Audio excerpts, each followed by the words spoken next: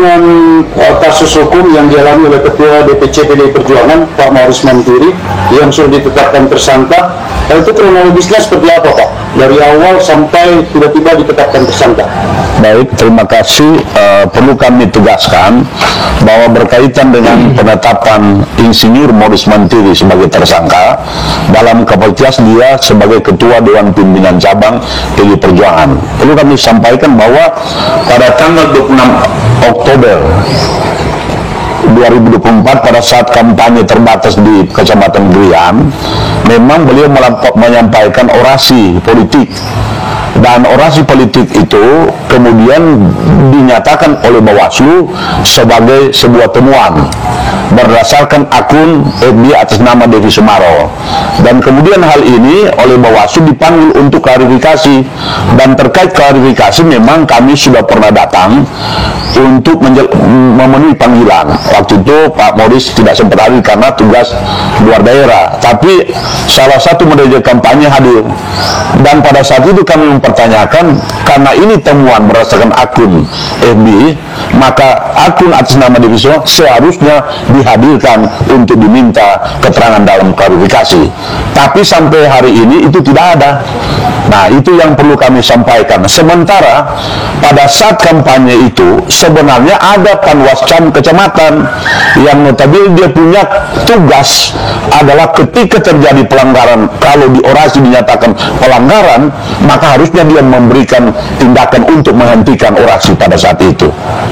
Nah, oleh karena itu saya sambung lagi bahwa karena itu penetapan tersangka itu bukanlah kasus korupsi, tapi itu benar-benar kasus karena adanya orasi politik yang menurut hemat kami sebagai tim hukum ini perlu ada pendalaman hukum lebih lanjut, karena bagi kami ini prematur ya, tapi kami menghormati proses hukum yang dilakukan oleh pihak Gakumdu ya toh, tinggal kami tim hukum yang akan melakukan tindakan-tindakan lain. Barangkali itu dari kami. Ya, langsung saja saya tambahkan deh ya, begini.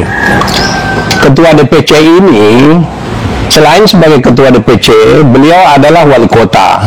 Wali kota itu adalah pejabat negara.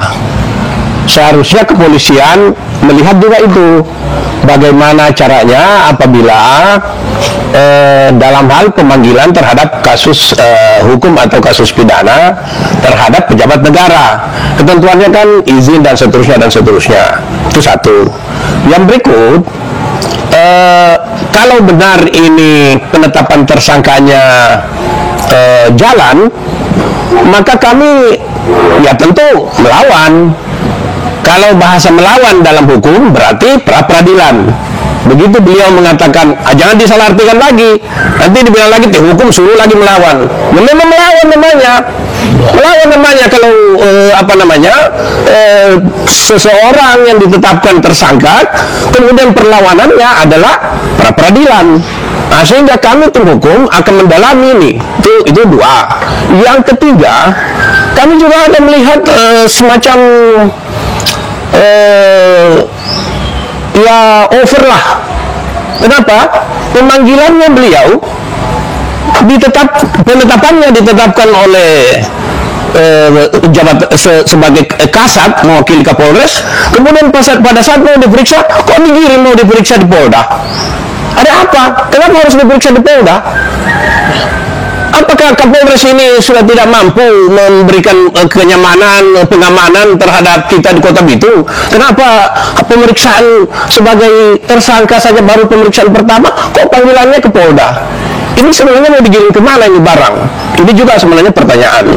Jadi teman-teman sekalian, kami tim hukum ini betul beliau adalah Ketua DPC, tetapi beliau melaksanakan dianggap melanggar pada saat kampanye, sehingga kami bersama ini antara DPC kemudian tim hukum semua kita bergerak untuk itu. Saya kira itu ya, dan ada satu hal yang saya sampaikan bahwa ini sekedar kita bukan tim hukum menganggap bahwa ketika pasal penetapan 187 dan 89 menurut kami itu harus mampu dibedakan sebenarnya. Kalau seolah-olah Ketua Pak DPC Mauris Manturi dikatakan menghasut, Menurut hemat kami, bahwa frase menghasut dan frase motivasi harus berbeda. Kenapa dalam orasi itu teman-teman wartawan harus lihat bahwa di situ ada kata kalau. Karena itu barangkali ini perlu didalami tentang orasi itu. Coba dengar baik-baik. Karena ada kalau terjadi intimidasi, kita serang. Kan bahasa itu. Nah ini frase ini ada syarat. Jadi belum ada delik di situ menurut hemat kami dari tim hukum. Ya, tidak apa-apa lah kalaupun penyidik melakukan langkah dan misalnya itu ya kita hormati. Kita negara hukum. Tapi ingat, itu bukan kasus korupsi. Itu adalah kasus tindak pidana diduga.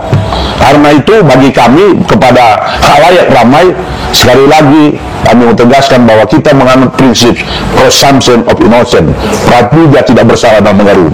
Selama ini Maurice Manjili belum bersalah sebelum ada keputusan yang inkrah berkekuatan hukum yang tetap. Barangkali ini penjelasan kami dari tim hukum. Terima kasih, Tuhan memberkati kita sekalian. Terima kasih.